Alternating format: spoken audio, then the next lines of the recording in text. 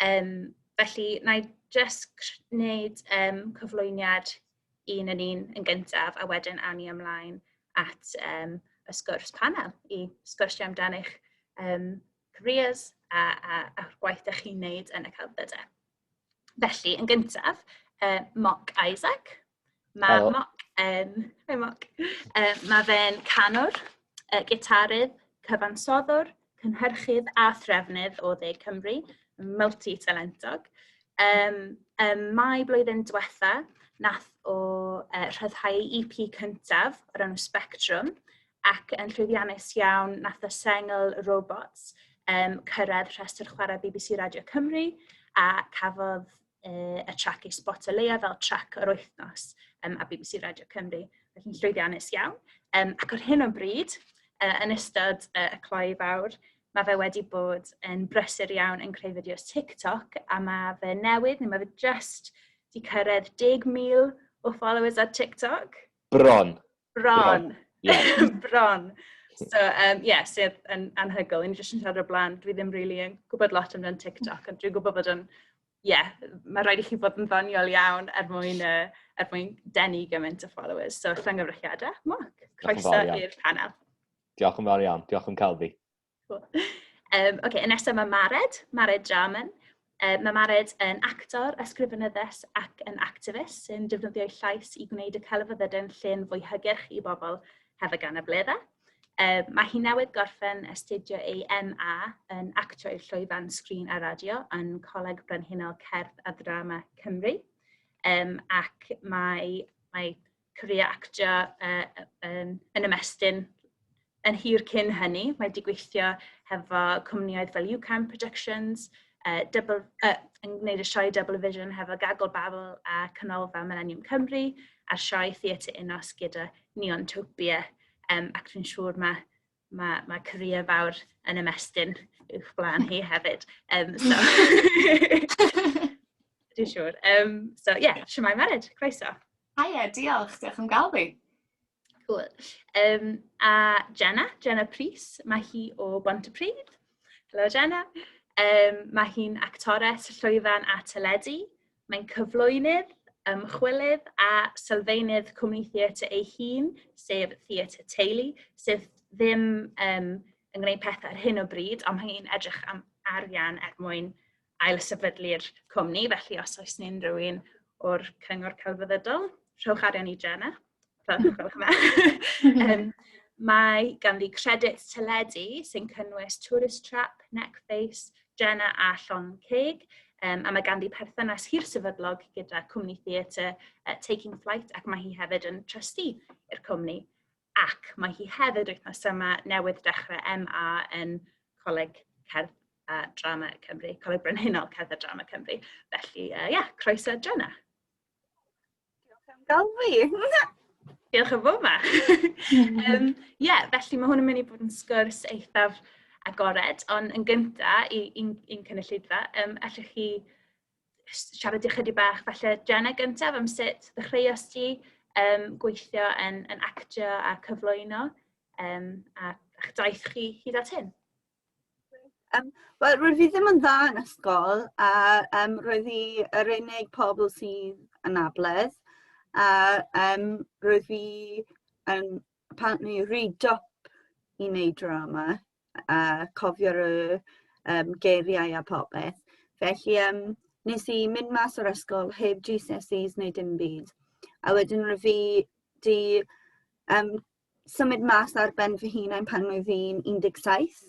A roedd fi jyst di eistedd yn fy tŷ neu dim byd ar benefits.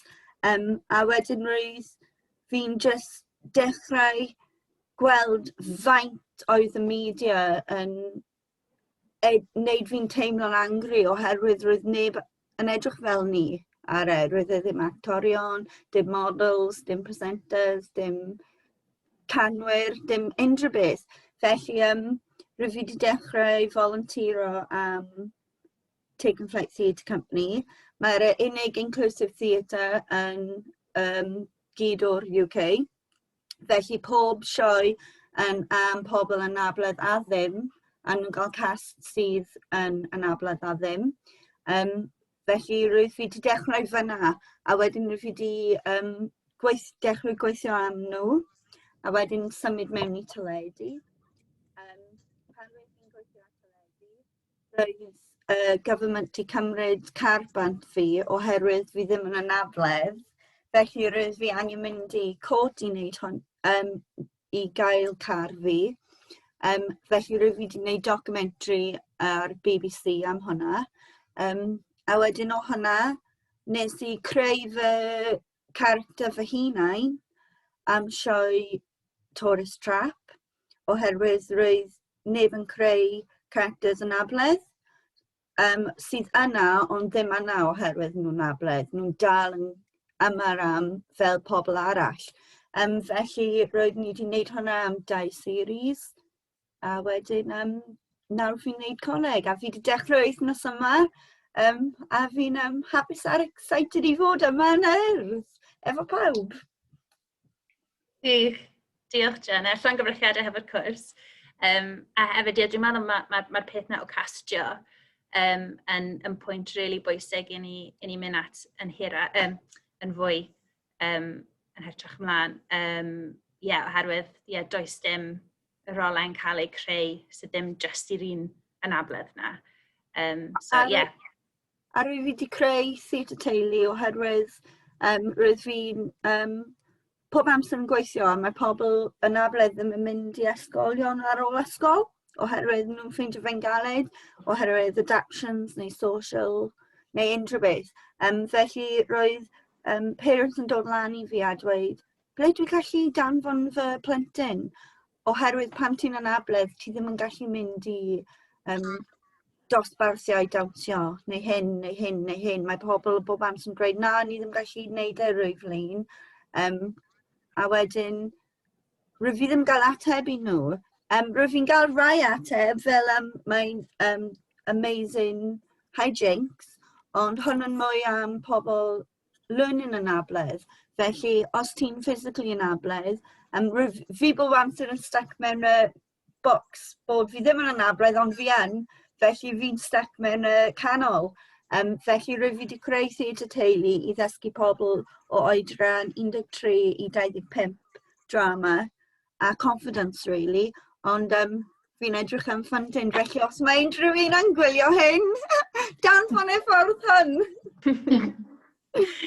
Cant. Cool, diolch Jenna. Fab. Allai symud ymlaen I Moc? Helo. Ydych chi moyn siarad chydig bach am sut dechreuais di efo cerddoriaeth a cynhyrchu? So fi wastad, mae cerddoriaeth wedi bod yn rhan ohono fi ers o'n i'n fach anyway, achos bod fi wedi bod mewn teulu cerddoriaeth anyway. So oedd yn kind of fel, I wouldn't say forced arna I, ond oedd yn fel rhan o'r teulu tyfu lan, cos mam fi, Carol Parry Jones, sydd yn canwr ac yn gwneud cerddoriaeth Cymraeg a nawr presenter ar Radio Cymru 2. A dad fi sydd yn gitarydd, ar y fe chwarae gitar I bands fel Bando, a Budgie a beth bynnag. A wedyn, ar y fe jyst cael ei pasio ymlaen lawr I ni wedyn, so ar y fe ddod lawr I brawd fi Gyd, tair chwiorydd fi, Elan, Miriam a Greta, a fi hefyd.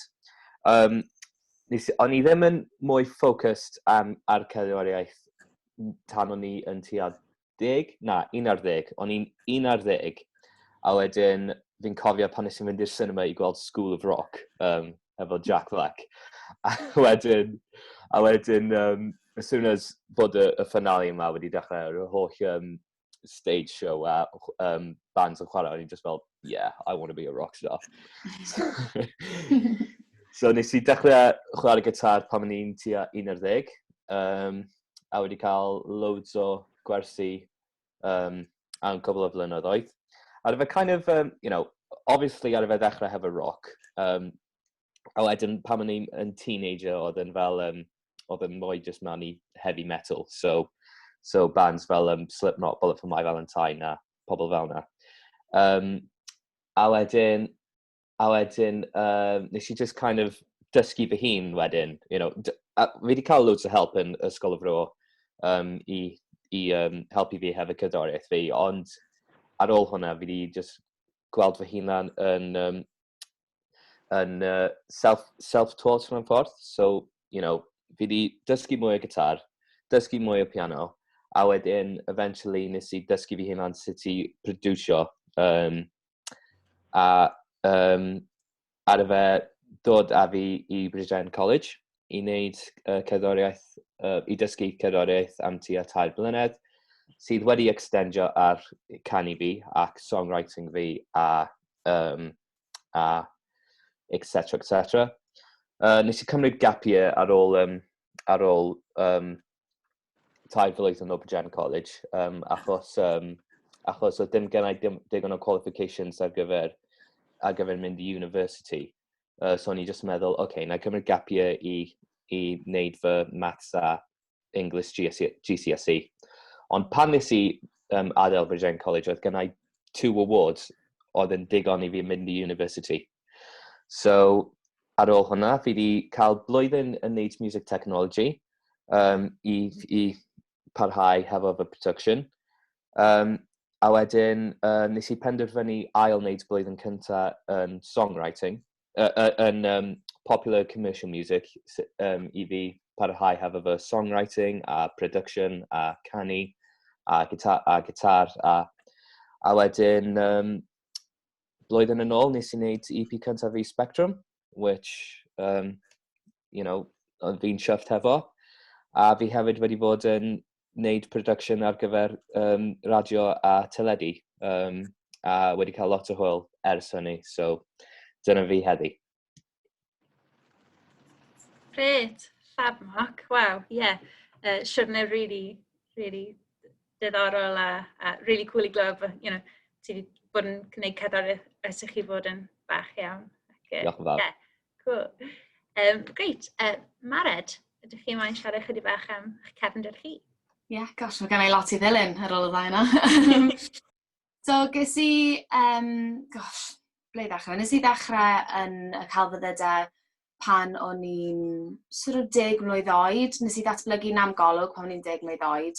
Ac yn debyg i Moc, nes i dyfu lan mewn teulu o actorion a cantorion ac artistiaid. So, oedden ni ddim yn mynd i fod yn doctor gyda'r pobl yna o'n amgylchu.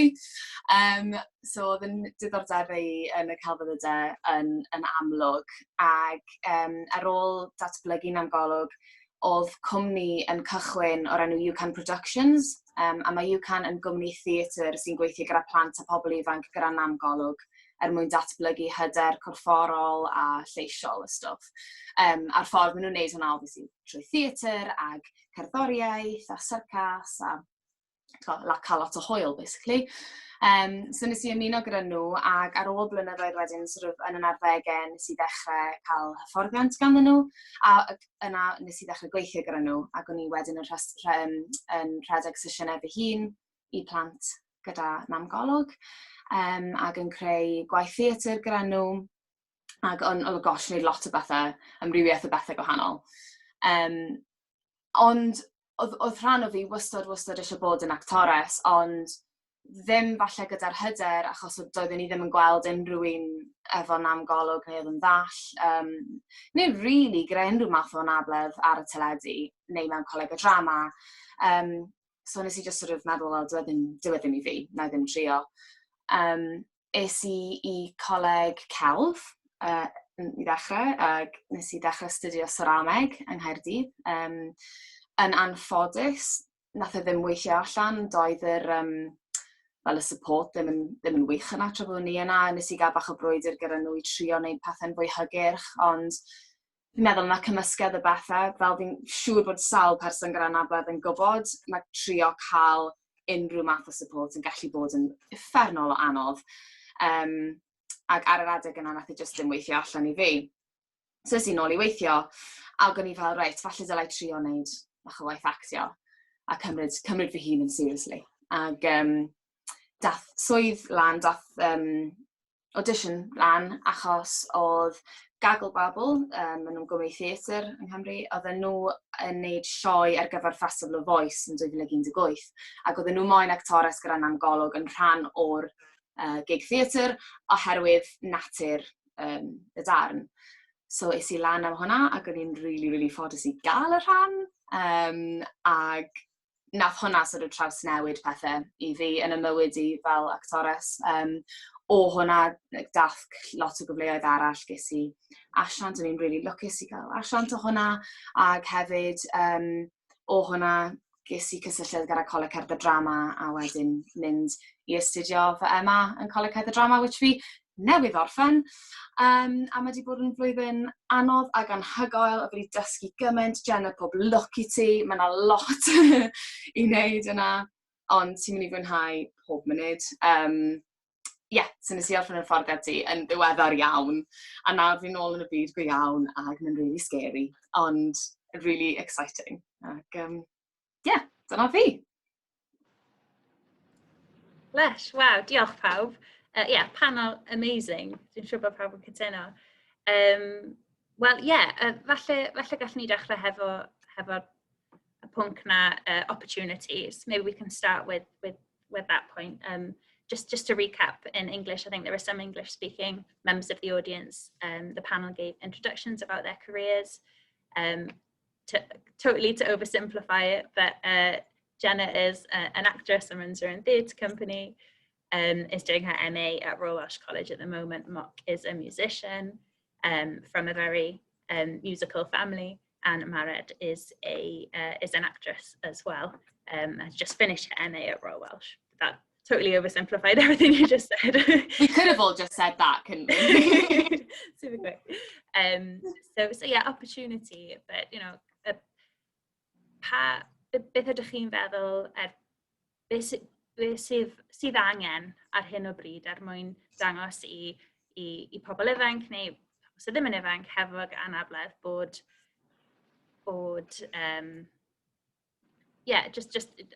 beth sydd angen iddyn nhw cael mewn i'r celfyddydau? Is it about opportunities, how the opportunities need to be more available, or is it's a chicken and an egg kind of thing? Mae fe beth sydd angen gyntaf, wyt ti'n meddwl representation yn gyntaf, neu opportunities gyntaf? Beth yw meddyliau chi amdan beth sydd angen I wneud hwn yn well I pobl gydag anableddau? Be na I ddeud yw bod wastad opportunities rownd I pawb mewn unrhyw ffordd. Y ffordd fi wedi dysgu o bywyd hefyd yw bod, eventually chi'n mynd I bumpio mewn I loads o failures. Dim I roi ofyn ar unrhyw neu unrhyw beth fel yna. Just mae pawb yn mynd trwy failures cwbl o weithiau, ond mae'r failures yma ar gyfer development. So unrhyw failures chi yn mynd mewn I, embrace that. A wedyn, pan ti yn embrace hwnna, bydde hwnna'n fel leadio ti mewn I opportunities, like bys ti byth yn meddwl ti'n cael. O'n I byth yn meddwl bys fi'n gallu wneud EP a wneud music ar gyfer radio a teledu, ond dyna fi heddi a na gyd fi gallu deud amdano fe, really. Fi'n meddwl bod hwnna'n rhywbeth really, falle bod hwnna'n swnio negatif, mae'n actually rhywbeth really positive, achos yn aml yn society, mae'r barriers yma yn blaen ni fel pobl gyda anableddau a hefyd pobl ifanc, a wedyn ti siarad Cymraeg, mae'r pethau'n gwneud ti'n fwy ac yn fwy fel isolated mewn ffordd, a ti yn mynd I ddod ar draws pethau yn naturiol, a mae'n mynd I deimlo fel bod y byd yn gweithio ti jyst I stopo ac I rhoi'r lan, mae'n really yn. Ond dwi ddim yn meddwl hynna o gwbl, mae just yn meddwl bod y ffordd sydd yna yn y mainstream I bawb arall, dwi just ddim yn gweithio I ti a fi, ac mae rhaid I ni ddechrau newid pethau, just dechrau symud pethau, mynd, cool, fi yn gallu neud hwn, ond fi ddim yn gallu neud yn yr un ffordd, so bydd rhaid I ni newid cwpl o bethau. a jyst dechrau bod bach yn fwy parod ar y ddau ochr i newid pethau. Dyw'r barriers yma ddim yn pethau gwal, maen nhw'n mynd i wneud ni'n gryfach, maen nhw'n mynd i wneud paratoi ni ar gyfer sefyllfaudd amazing yn y dyfodol. Like trio meddwl amdano nhw fel pethau positif yn credu. Ydych chi'n cytuno, Jenna? Beth ydych chi'n meddwl am? Cyntaf fi'n dweud, peidiwch trio gweithio mewn art os ti eisiau gwneud am ffeim a arian. Oherwydd mae llawer o pobl ifanc, rwy fi un o nhw, rwy fi'n fel, fi'n 16 a fi dal ddim yn gael 1 mil pint a fi dal ddim yn hewyd ar YouTube a fi dal ddim yn hyn. A roedd fi'n gwylio pobl ifanc arall sydd yn creu fictional life ar-lein sy'n edrych yn perffaith. Mae'n gwneud ti'n teimlo fel ti ddim yn... mae pobl bob amser yn dweud wrth fi, I feel behind. A ti byth yn behind oherwydd mae'n ras ti. Mae pawb yn mynd trwy bywyd yn wahanol. Felly, os ti'n fel, fi angen bod, rwy fi bob amser fel, fi angen bod yn rich a famous, fi angen bod yn rich a famous. Dyna gyd roedd fi'n meddwl am. Rwy fi ddim yn meddwl beth roedd fi eisiau gwneud i bod yn hapus. Rwy fi byth yn meddwl ble dwi eisiau byw. Rwy fi byth yn meddwl am beth sy'n mynd i digwydd pam ti yn, a ti ddim yn gallu mynd mas i nôl paned y coffi. Oherwydd yn fy brain fi, roedd yn lle pobl yn dweud, edrych ar dwylo hi, roedden nhw'n dweud, edrych, mae'n Jenna. Ond mae ddim yn gweithio fel yna. Ti ddim yn gallu controlo unrhyw beth yn life. A mae pobl yn edrych fel nhw yn pam nhw'n celebrities, ond maen nhw ddim. Mae'n gyd yn fake, a ti'n mynd i mynd am rhywbeth sydd ddim yn existo, really. Fi ddim yn dweud ti ddim gallu bod yn famous, neu ti ddim gallu creu lots o arian, ond pan ti'n dechrau yn creu hyn, ti angen rhoi llawer o gwaith mewn am blynyddoedd, ddim am wythnosau, ddim am misoedd, blynyddoedd. Ti angen dweud, edrych, hwn yn fi, fi'n confident, dwi'n 100% fi gallu gwneud hyn, a ti angen rhoi y hunain mas fel, a wneud people gofyn, pam ydw i eisiau hairo hi? Pam ydw i eisiau rhoi hi y rôl?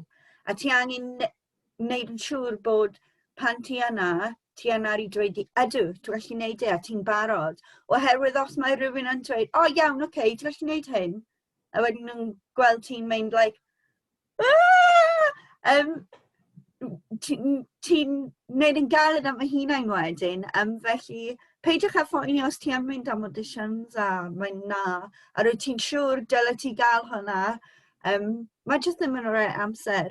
Mae'n simple â hwnna, felly bydd fi'n dweud fel y pobl arall, ti angen thick skin, felly dechrau tyfu thick skin, felly pam ti yn disappointed, ti allu just, right, rydw i ddim di troi mas fel ffordd fi eisiau symud ymlaen. A mae hwnna'n yr un peth am gwaith. Mae pobl yn ffeindio fe galed weithiau i dweud, na, mae'n ffordd hwnna'n it, a maen nhw ddim gallu gadael pobl adio pethau mewn neu newid e. Ti angen dechrau gweithio efo pobl a dechrau gweld sgiliau pobl, a sut sgiliau pobl yn gallu helpu ti, a sut mae sgiliau ti gallu helpu pobl.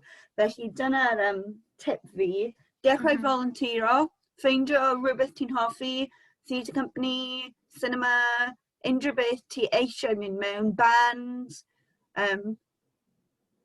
Dechrau volunteero mewn unrhyw ffordd a dechrau dysgu y crafft. Pam ti'n dysgu y crafft, ti'n confident mewn y hunain. A weithiau mae pobl yn mynd i coleg am fel 8 mlynedd, dechrau y gwaith, a nhw ddim yn hoffi e. Ond oherwydd nhw ddim wedi cael chance i trio fe, a byw mewn y environment, pan ti'n volunteero, falle roedd ti'n dweud fi'n actor, ti'n dechrau volunteero, actually fi'n set designer, o fi eisiau bod yn director, o fi eisiau bod yn hyn.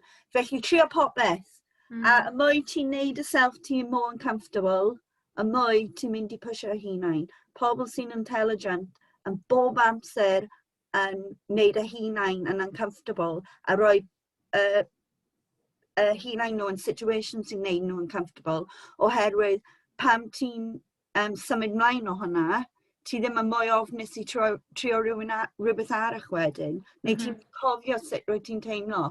Felly trio popeth, bob amser yn dweud ie, os mae'n ffitio morals ti, a ffeindio rhywble i gael volunteering. Mae ddim amdan arian, mae'n am beth ti eisiau gwneud a bod yn hapus.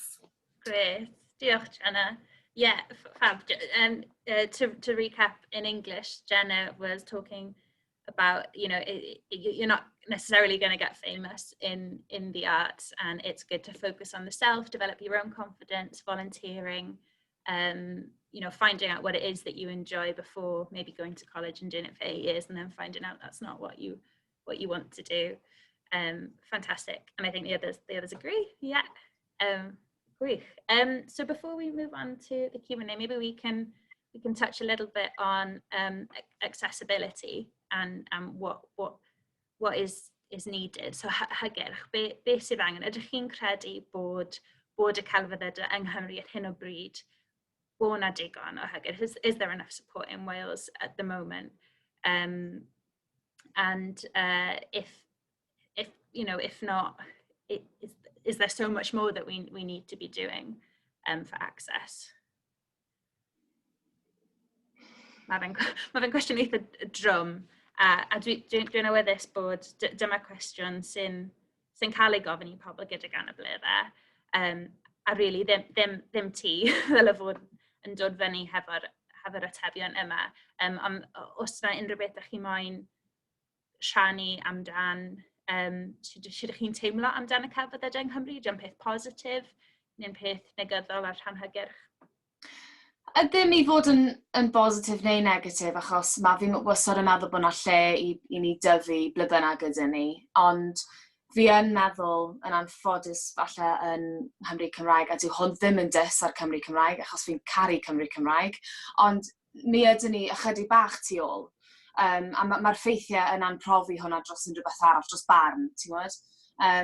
A mae yn amser bod ni'n trio dal fyny, a fi'n meddwl bod hwnna yn digwydd, ni yn trio dal fyny, ond mae pobl allan yna yn barod yn neud yn y gyd sy'n rhaid i ni wneud i wi edrych ar beth mae pobl arall yn neud a sydd yn gweithio, sydd yn effeithiol, ac cymryd mantis o hwnna a dechrau wneud yr un pethau, nes bod ni'n teimlo'n ddigon hyderus falle i arbrofi gyda wneud pethau'n fwy hygyrch yn ein ffyrdd ein hun. Ond enghraifft, fod dim ond un person ar hyn o bryd sydd yn wneud audio description ar gyfer theatr yn y Gymraeg, dyw'r person yna ddim yn gallu wneud pob darn o theatr yng Nghymru ar un waith, mae angen mwy. Dim ond cwpl o bobl sydd yn gwneud BSL o'r Gymraeg hefyd yn credu, so mae angen mwy, mae angen bach o buzz, a fi'n meddwl fel pobl ifanc, fi ddim yn really berson ifanc, mae yna pobl ifanc yn iau na fi sy'n mynd yn well yn hwn hefyd, ond ni angen pobl ifanc i dechrau pwysio ag codi llais a just dechrau gweud fel na, fi moyn gweld theatr, fi moyn gweld yn fwy hygyrch, fi moyn mynd i coleg drama, fi moyn mynd i coleg celf, fi moyn neud y pethau yna, mae hawl dy fi cael neud nhw mewn ffordd hygyrch, ar ffordd fi'n gweithio. Fi'n meddwl bod e'n dechrau dod, ond ni angen just keep going fath o beth. Mae angen bach mwy ar hyn o bryd fi'n credu. Diolch, Mared. Dim gen i yn beth i ddeud, fi just yn cytuno na gyd. Great. Diolch, Moc. Mae yn newid oherwydd pan rwyf fi'n ifanc, rwyf fi ddim yn gweld unrhyw un yn anabledd yn y media. Mae'n dechrau, ond mae llawer mwy angen mynd oherwydd, fel beth roedd Mared yn dweud, dwi ddim yn credu nhw'n gael alphabet yn BSL yn Cymraeg eto. Felly, dyna un peth fi'n credu mae Disability Arts Cymru yn trio wneud. A wedyn, mae llawer o pobl ifanc yn anabledd ddim gallu siarad Cymraeg oherwydd nhw ddim gallu mynd i'r ysgol. Felly roedd y parents fi angen mynd i cwrt i wneud yn siŵr es i ysgol Cymraeg. Oherwydd roedd nhw eisiau pobl yn anabledd yn mynd i ysgolion special. Felly, a nhw yn Saesneg. Felly, does dim specialist schools yn Cymraeg. Felly ti'n colli gyd o culture ti wedyn ar iaith oherwydd mae'r iaith heb di edrych mewn i fe, really, neu heb di meddwl am fe, oherwydd ti angen cofio plentyn bod fel 40 mlynedd yn ôl, roedd pobl anabledd ddim yn mynd i gwaith, ddim yn cael plentyn, ddim yn mario, ddim yn mynd i ysgol, nhw'n mynd i asylums. Amser cyn hwnna roedd yn even worse, a roedd pobl anabledd yn marw oherwydd jyst roedd nhw'n anabledd. Felly, ni yw'r generation, pobl fel fi a Mared a popeth, ni'n trio newid y industry oherwydd ni'n dechrau gweithio mewn ne. Felly ni'n gweld e'n newid o pan o'n ni'n plentyn bach, ond mae llawer mwy angen newid. Felly mae'n positif, mae'n dda, ond dyna pam pobl fi a Mared yma i siarad i chi gyd, oherwydd ti'n o pobl nesaf sy'n mynd i creu ffilmiau a theatres a lawyers a doctors a athrawon a popeth. Felly mae newid yn dda. Ti angen cofio pobl hen, roedd nhw ddim yn gweld pobl anabledd. Roedd nhw ddim yn i'n gweld nhw yn y siopiau neu dim byd. Felly mae gyd o hyn yn newydd, a ni'n gael peth called social model, a mae nhw pobl anabledd. A fi eisiau directo hyn os mae unrhyw'n anabledd yn gwylio. Rwyf fi'n casau y word anabledd, oherwydd rydyn bob amser fi, ti'n y broblem. Ond ti yn anabledd oherwydd roedd ti di, pan rwyt ti'n born, ti'n edrych ar function different, apparently, a roedd ti mewn box called anabledd. A dyna'r it. Mae'n oherwydd society di roi ti mewn box, a mae society di wneud barriers. Barriers yw physical barriers, os mae hwnna ddim yn wheelchair ramp mewn building, neu social barriers, o ti ddim gallu dod fan hyn, ti'n anabledd a ni ddim yn gwybod sut i dysgu ti. Ti ddim yw'r problem. A ni yw'r generation cyntaf sy'n trio dysgu pawb arall hyn, a trio dysgu pawb bod mae'n iawn i gofyn questions, mae'n iawn i edrych. Ti'n gwybod mae pobl a parents bob amser yn dweud, don't stay, it's rude. A wedyn hwn yn dweud i pobl anabledd bod ti ddim gallu edrych ar ni, never mind siarad i ni a bobeth. Felly mae'n a lot well, ond fi jyst eisiau ti pan ti nesaf mynd i cinemas neu rhywbeth, gofyn nhw am accessibilities, gofyn nhw ydyn nhw'n gael caption show, gofyn nhw ydyn nhw'n gael audio description, interpreters, a bydde ti'n gweld faint sydd ddim yna am pobl anabledd. Trio bod yn, fi jyst eisiau ti pretendo bod ti'n deaf, a trio prynu ticket cinema trwy ffôn neu siarad i rywun. Mae'n impossible. Ond unless ti'n mynd trwy ti ddim yn gweld e. Felly hwn yn challenge arall, jyst i trio. Ond, dyna beth fi'n gael am hwnna. Diolch, Jenna. Allai just dweud un peth hefyd, cos fi newydd cofio. Ro'n i'n gwybod bod y gallu gen i wneud y stwff practical i fod yn gerddor. A mae'r stwff academic yn anodd i pobl fel fi, pobl sydd ar yr autistic spectrum. Ac mae angen meddwl am hyn yn y colegau neu gyd, yw bod ni'n gweithio yn gwahanol mewn ffordd. So i fi, popeth yn practical, ddim yn da iawn hefo'r ysgrifennu, academic stuff. Just meddwl am, other accessibilities na gyd. So, yeah. Great, diolch, Moc. Fab.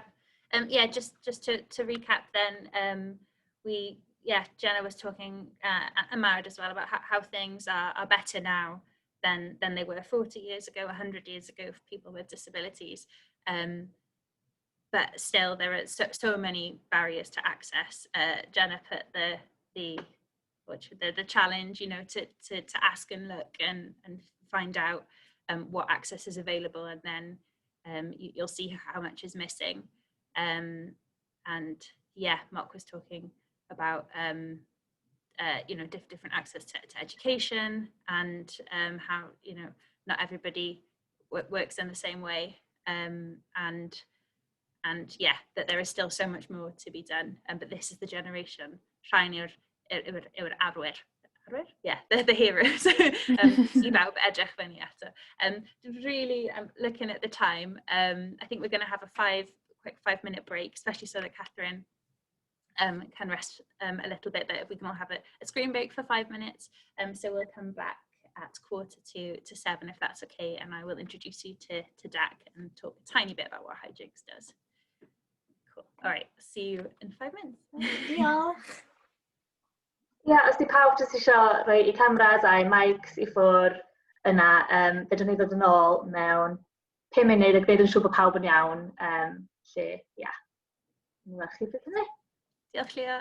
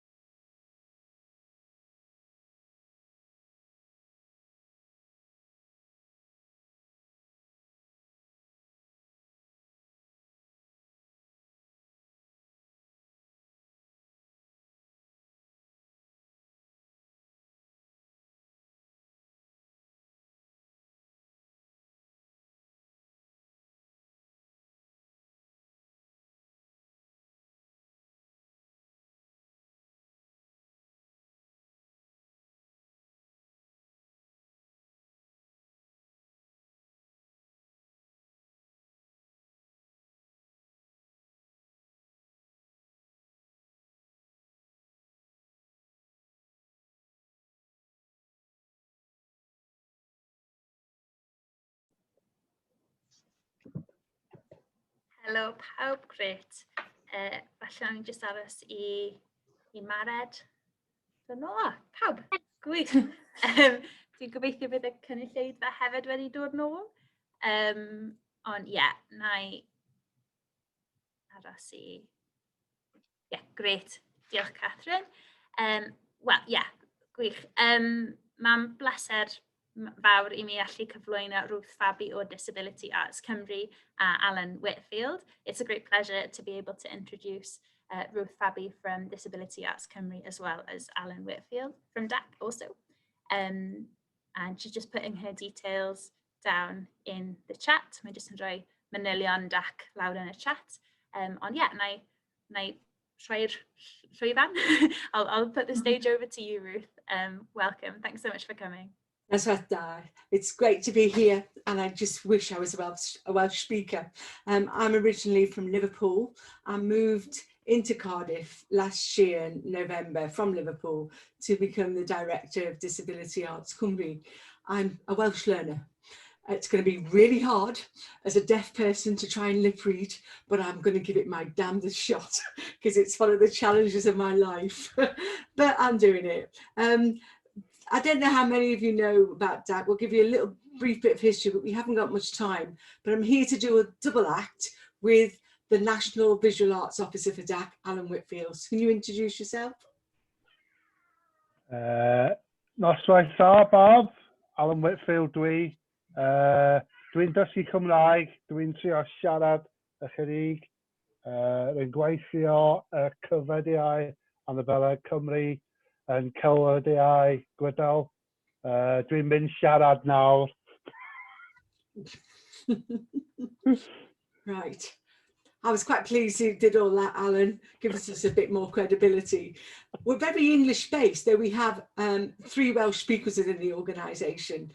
But most of the work of our workers are disabled people. Our board is user-led, disabled and deaf people. And it's been interesting to follow the conversation through watching Catherine and picking up. She's working so hard because it's Welsh into BSL for me and a bit science supported English. So I can't, she's an amazingly skilled interpreter. So thank you so much. Diolch, Catherine. But basically DAC has been around since 1982 to create opportunities for work from a disability and deaf arts perspective.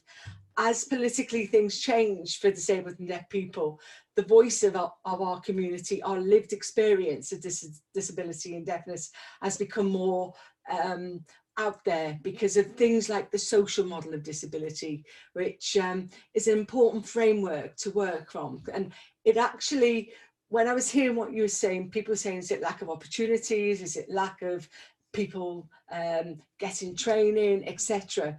That's all true. But it goes back to that. It's the culture that is not accepted or understood from our lived experience of disability.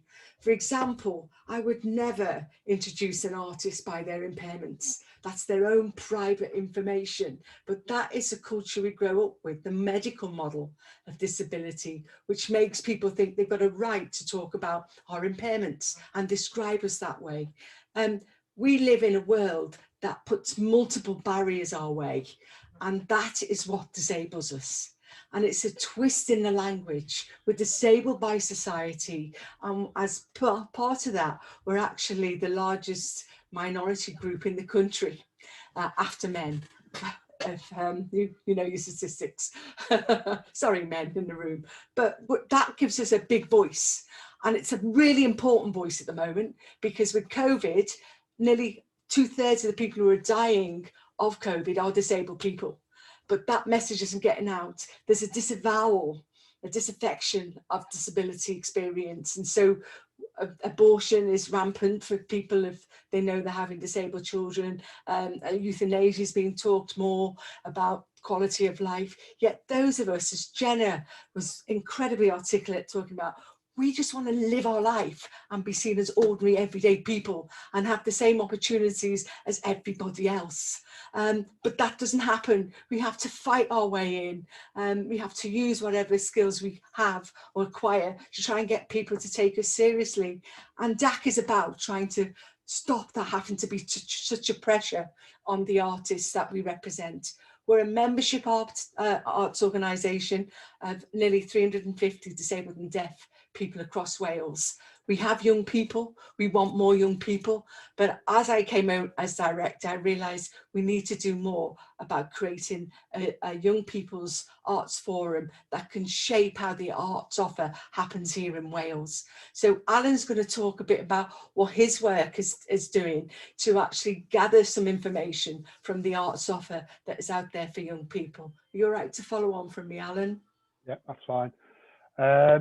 So I'm actually doing maternity cover for Laurie Meyer-Owen. So I'm partway through that.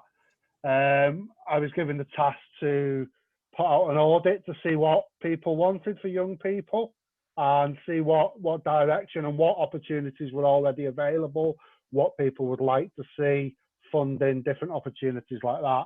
So we run that over a month, and we had 21 people across Wales reply, which I think was a brilliant response. You know, we've got from art galleries to performance to schools to youth groups. So we've got a good range of what people would really like to see. We're going to process the results of that and then take that to the next step.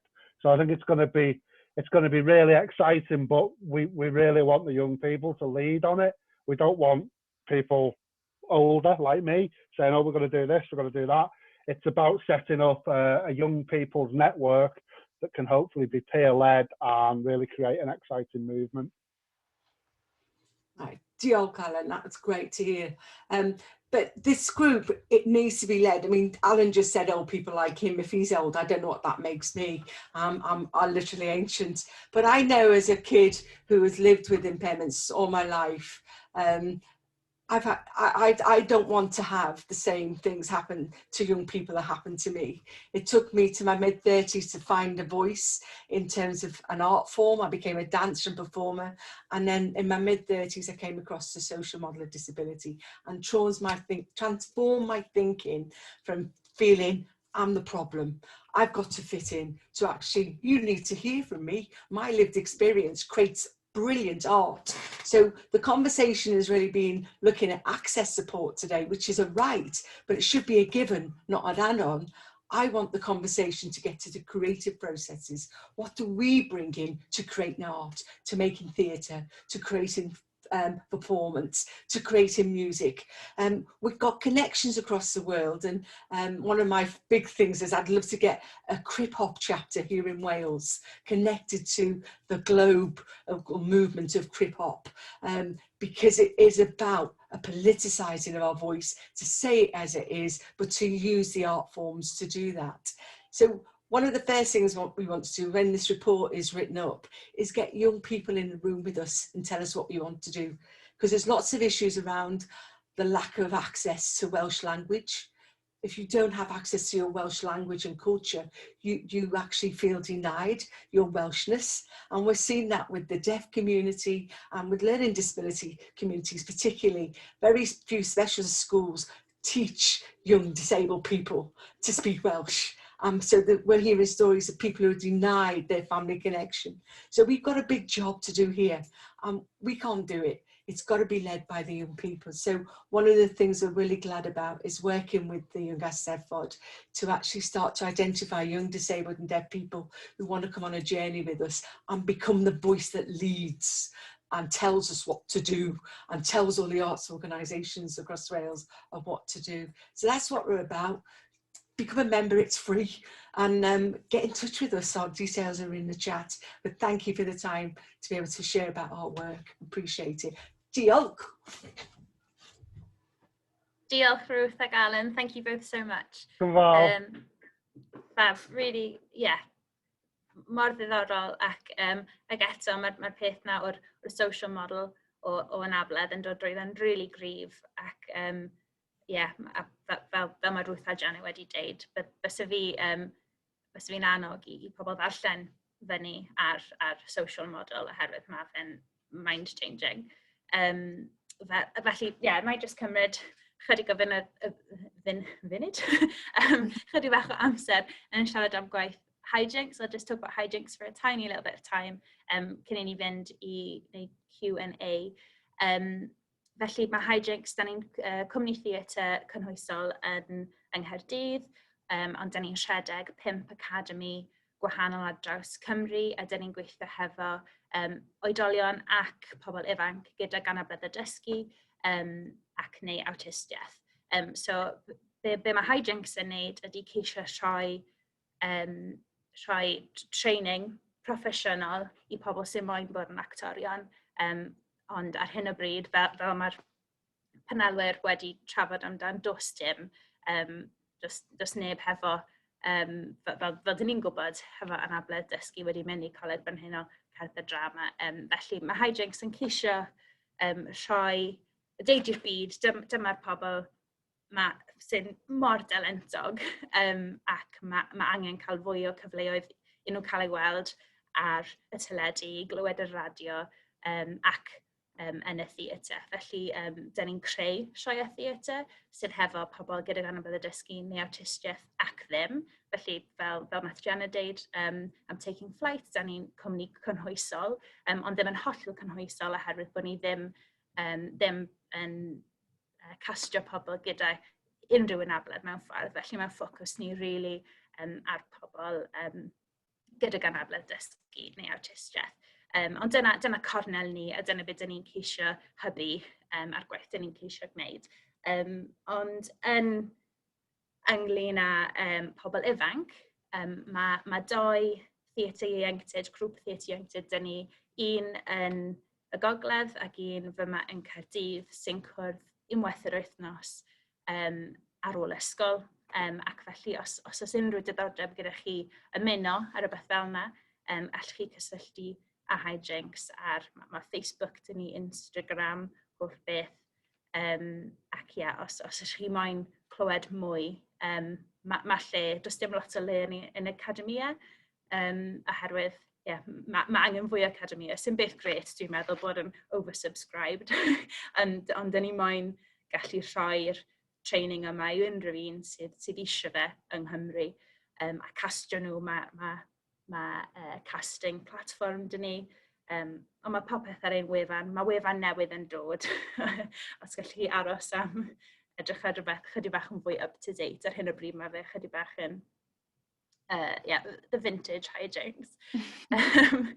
Ond, dwi jyst yn annog I chi unrhyw un allan sydd moyn cysylltu â ni a clywed mwy am beth dyn ni'n neud, jyst anfonwch e-bost I fi neu social media, anything.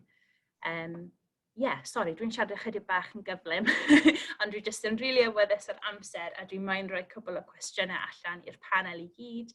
I just want to open up to questions. Os yna unrhyw un gallu rhoi llaw fyny yn y gynulleidfa sy'n moyn gofyn cwestiwn, I'd rhoi e-bost fi nawr yn y chat.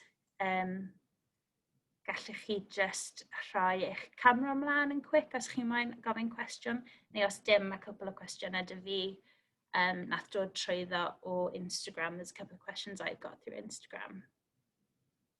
Falle, dim cwestiynau gan y gynulleidfa, felly na I gofyn un o'r cwestiynau sydd gan I yma. We didn't have any questions through from the audience, so I'm just going to nip to one from Instagram.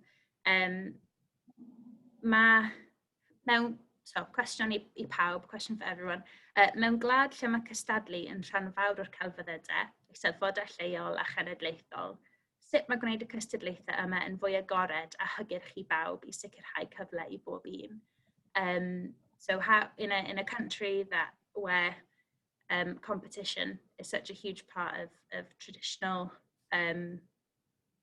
Eisteddfodau, the local and the national ones, how do we make this competing, especially in this question, more open to pawb, to everyone, so that we can ensure that that there is opportunity within, specifically, I think, within those competitive sectors, I suppose. I think it reaches a little bit to what we were talking about earlier, access, but maybe more specifically in relation to this Cymru Cymraeg, this Welsh-speaking Wales. Has anyone got any comments on that? Byddwn ni yn gweud gyda pethau fel yr Eisteddfod, mae'n gallu bod, fi'n gwybod bod y Eisteddfod yn gallu bod yn overwhelming i bawb, achos mae gymaint o bobl, mae gymaint yn digwydd, fel enghraifft, ti'n meddwl o'r rhywle lle mae loads o gystadlu yn digwydd. Ac i fi, fel rhywun sydd ddim yn gallu gweld, mae Eisteddfod yn hyd yn oed mwy terrifying, achos just imagine mynd yna gyda dylygyd i'r gau, mae fel, oh my gosh, beth sy'n digwydd. So i fi, byddwn ni'n teimlo dechrau o'r basics. Ti ddim yn mynd i gael rhywun yn cystadlu os maen nhw'n poeni amdano sut yn y byd rhywun yn mynd i gyrraedd yr Eisteddfod a mynd ar y llwyfan a mynd i gystadlu a gweld y pobl a symud o gwmpas y maes. Mae'r barriers yna i gyd yna reit o'r lefel cychwyn, reit o'r cychwyn cyntaf. So mae'n rili rhaid i ni camu nôl a edrych ar y proses i gyd cyn bod rhywun hyd yn oed yn ystyried cystadlu popeth bydden nhw'n poeni amdano ni ddim yn gallu wneud. Ar unrhyw beth bydden rhwystro nhw rhag wneud hynna yn y lle cyntaf. A wedyn hefyd ar yr ochr arall, fi'n credu o fewn ysgolion, ti'n meddwl bod ni'n annog pawb i fod yn rhan o'r cystadlu a ddim falle'n gweud na wrth y plant a pobl ifanc gyda anableddau bod nhw ddim yn gallu cystadlu. Fi ddim yn gweud bod hwnna yn digwydd, ond ni eisiau symud i ffwrdd o hwnna yn amlwg.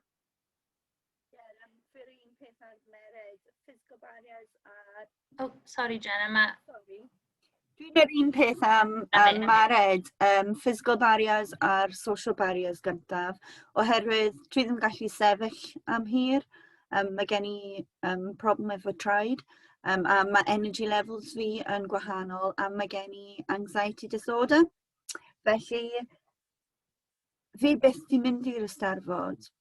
A tyfu lan, fi bob amser yn neud yn ysgol a caru ond rwyf fi byth di mynd yn troi i'r Eisteddfod. Roedd e bob amser yr un plentyn. A rwyf fi byth yn gwybod roedd e'n huge fel hwnna, a roedd e'r teledu a popeth, oherwydd nes i mynd. Felly fi'n credu mae'n bwysig falle bod mae Eisteddfod yn edrych am falle pobl sy'n mynd i'r ysgolion o'r Eisteddfod i gweld a nhw'n dewis pwy sy'n mynd trwy i'r Eisteddfod, ddim yr athrawon, oherwydd mae athrawon bob amser, yn pob ysgol sy'n mynd i gael yn bob amser yn dewis pobl nhw eisiau dewis i represent yr ysgol. Rwyf fi ddim yn student dda, felly rwy'n nhw byth mynd i'r ysgol i fi a stage, oherwydd rwy'n nhw'n meddwl falle byddai hi'n mynd i represent ni yn hawer ni. Fi ddim yn gwybod, ond pob blwyddyn ers oedran 2 fi'n credu rwyf fi wedi stopio pan rwyf fi'n 13, pan nes i mynd i'r comp a roedd yn yr un peth. Ond pob blwyddyn rwyf fi'n mynd lan a wneud can, neu dawns, neu poem, neu rhywbeth. Rwyf fi byth, even mynd dod second, byth. Felly, fi'n credu bydde fe'n gallu helpu pobl mwy cwrdd â'r Eisteddfod cyn nhw'n dod i'r Eisteddfod, oherwydd ti ddim. Mae'n fel ysgol, community, a wedyn ti yn lle huge efo pobl o ran o Cymru, o gogledd a popeth. Felly, falle wneud yn siŵr mae Eisteddfod yn troi lan i'r ysgolion a'r community cyntaf, rhywun o'r Eisteddfod. A'r un arall bydde fi'n dweud yw iaith. Fi byth di mynd, ond os mae iaith yn gyd yn Cymraeg neu Saesneg, fi'n gwybod mae pobl o Sbaen a popeth yn dod i gweld yr Eisteddfod. Mae pobl sy'n cael dyslexia neu rhywbeth yn mynd i ffeindio fe galed i darllen. Felly, ti'n gallu gael arrows a signs yn lle o sgrennu signs. Simple pethau fel yna falle. Wneud siŵr bod pob stage yn cael ramp.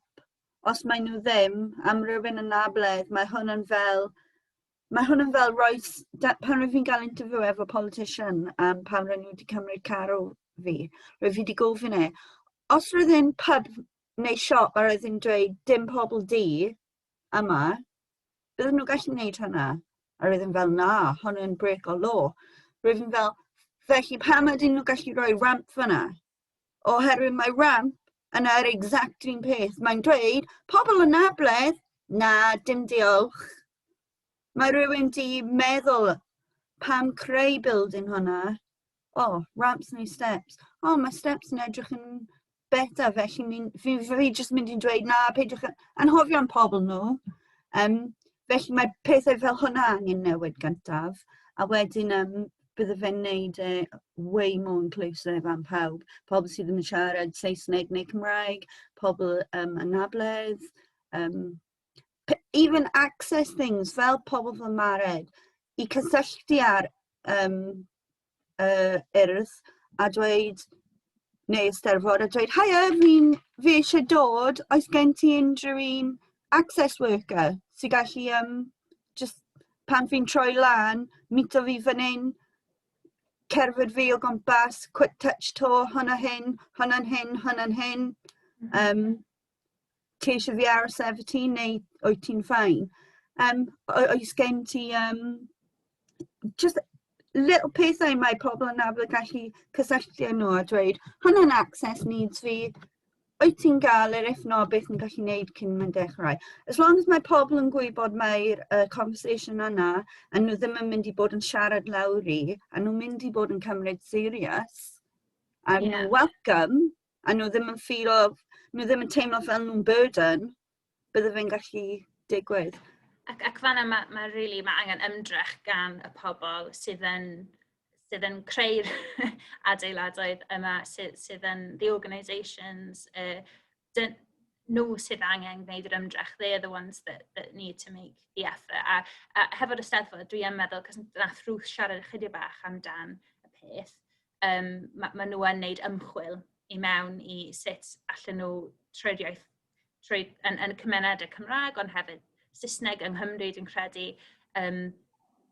be sydd yn rhoestro nhw rhag bod yn rhan o Eisteddfod ac dysgu'r Cymraeg. A mae'n broses eitha hir, dwi'n meddwl, ti efallai 4 blwyddyn yn y dyfodol. A felly dwi'n really hapus i gweld bod y Eisteddfod yn siarad hefo DAC ac yn rhoi arian really i fewn i edrych ar hwn, i wneud ymchwil.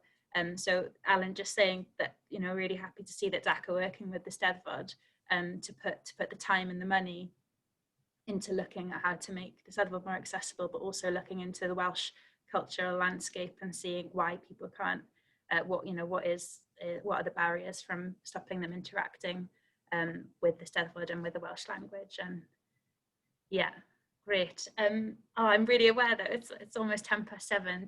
Dwi'n awyddus bod yn 10 munud wedi 7. Os yna unrhyw kind of final words mae unrhyw un mae'n deud cyn i ni gorffen? Ti'n gael y power pobl ifanc, fel beth oedd ti wedi dweud, Carys. Ti'n y pobl nesaf sy'n mynd i creu buildings, mynd mewn gwaith gwahanol. Os ti'n gweld rhywbeth ti ddim yn hoffi, ti'n gael power even nawr yn ysgol. Os ti'n cefyd rand yr ysgol ti a ti'n meddwl, ni ddim yn gael unrhyw toiled yn anabledd. Hang on, jyst dim pobl yn anabledd mynd i ysgol. Mynd lan i rywun a gofyn nhw, pam ni ddim yn gael toiled yn anabledd? Pam di ddim yn unrhyw un yn anabledd yn ysgol hyn? Ysgrifennu gyfyn yn bod ti, oherwydd os mae neb yn creu ffys, mae neb yn mynd i wneud unrhyw beth wahanol. Great. Tagline fab, creu ffys. Do it. A peidiwch gadael i unrhyw un arall i sort of lliwio eich dyfodol chi yn negyddol. Fel peidiwch y gwrando ar y cynhedlaeth hun sy'n dweud, chwarae teg, a gosh, edrych ar o ti, despite hwn all allu gilydd ti dal yn neud e. Na, mae hwnna'n rubbish. Mae ni wedi symud ymlaen o'r adeg yna. Dim mewn byd mwy modern nawr. Dim chwarae teg unrhyw un yn y ffordd yna. Peidiwch y gadael i'r pethau negyddol yna lliwio chi a be chi eisiau gwneud. Just cerwch ati, newch yn eich ffordd eich hun sy'n mynd i weithio i chi. A hefyd, fi wastad yn mynd trwy dyddiau fi hefo'r quotes yma fi'n deud i fi hun o'n cwbl o weithiau. Maen nhw yn Saesneg, ond un yn nhw ydy, just because you're struggling, it doesn't mean you're failing. A wedyn, un arall yw, bach yn cringe, ond mae pobl yn poeni lot ynglyn â dyfodol nhw a yn meddwl loads ynglyn â past nhw, pethau fel yna. Ond fi wastad yn deud, yesterday is history, tomorrow is a mystery, but today is a gift, and that is why it is called the present. Which is a bit of a saying. O'n i just eisiau adio at yr Eisteddfod thing. Just yn gloi iawn. Os ti'n dioddau o anxiety, mae'r Eisteddfod yn lle gwael I fod achos mae'r pressure I lwyddo yn arfeth, a rhywun fel fi sydd hefo fel sensory overload is not a good thing. Faint mae ysgolion, colegau ar urdd yn meddwl am pobl sydd hefo problemau iechyd meddwl fel hyn, you know what I mean? Mae just fel na.